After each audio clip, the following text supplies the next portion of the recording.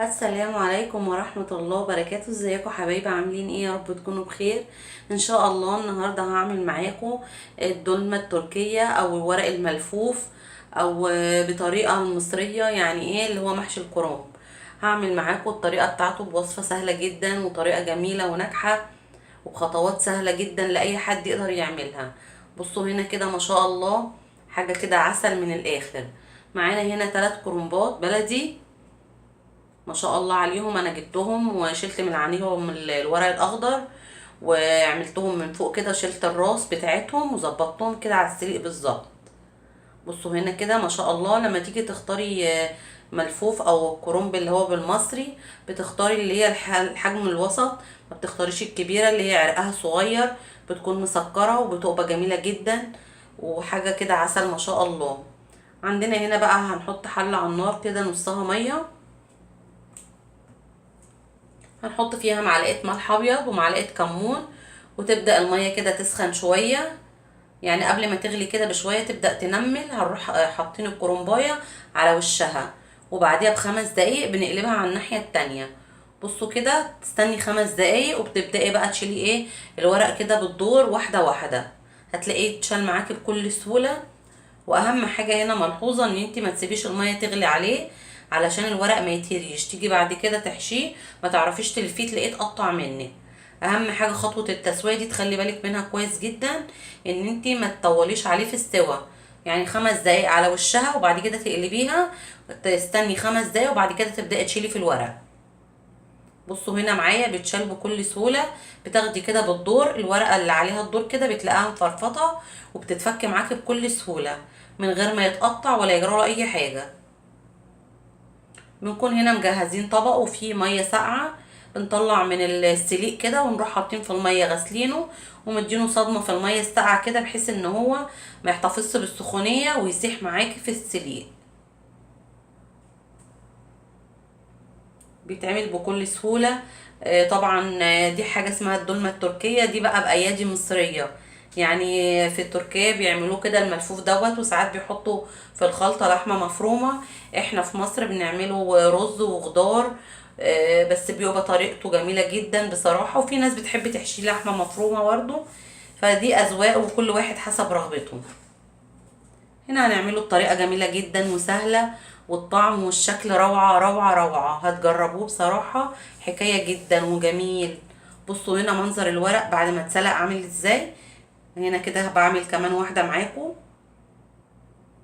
بصوا كده ما شاء الله، بتسحبي واحدة واحدة كده بكل سهولة، وترجعي تحطيها في مية ساقعة بحيث ان هي ايه ما تحتفظش بالسخونية وتسيح منك بسرعة.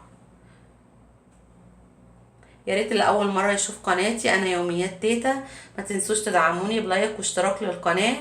ربنا يخليكم ليا يا رب، وهستنى تعليقاتكم على الفيديو. هنحضر هنا بقى الخلطه بتاعت المحشي الملفوف دوت.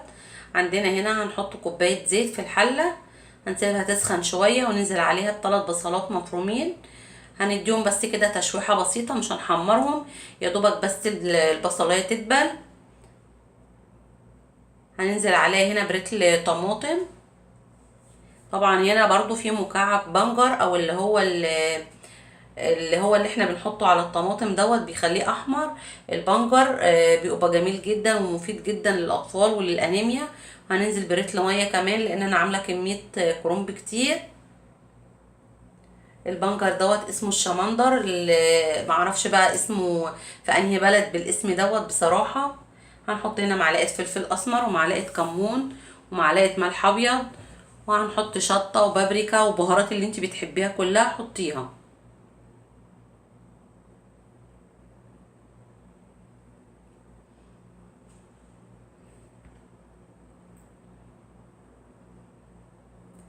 هنقلب المكونات دي كلها كده في بعضيها. عندي هنا كام قرن شطه بصراحه، احنا بنحبها حاره، فحطيت هنا في التسبيكه قرن شطه وحطيت معلقه سكر. هنا خلاص كده الصلصه اتسبكت معانا وبدات تطلع الزيت بتاعها على الوش كده، خلاص هي جهزت. هنزل عليها هنا بكميه الرز وهي لسه على النار، بنوطي عليها ونقلب الرز فيها حوالي كام دقيقه كده لما الرز يشرب من الصلصه بتاعتها. الوصفة دي جميلة جدا والطريقة دي روعة، بتخلي لك الخلطة بتاعت المحشي لها طعم وحاجة كده روعة. هننزل هنا بالخضار، ده بقدونس وكزبرة خضراء وشبت، خرطته وغسلته كويس جدا، وهنزل هنا على الرز بالصلصة وهقلبهم فيها كويس. الريحة بصراحة جميلة جدا، مش قادرة اوصف لكم. هنا خلاص كده وقطعت الكرنب معايا. بصوا هنا الخلطة جميلة جدا، وقرون الشطة دي بقى عاملة كده ميكس جميل حر قوي، بصراحة احنا بنحبها كده. وهنا قطعت الورق كده جميل ما شاء الله. هنبدأ بقى كده نحشي.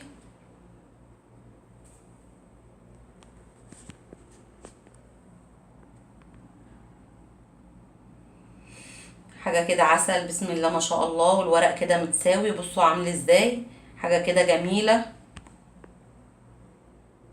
بسم الله ما شاء الله. والورق كده ماسك نفسه ومش مهري ولا اي حاجة، حاجة كده عسل.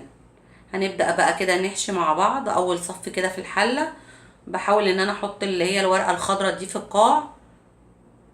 بصوا ما شاء الله بيلمع لمعان كده وجميل، بتهيألي مفيش احسن من كده.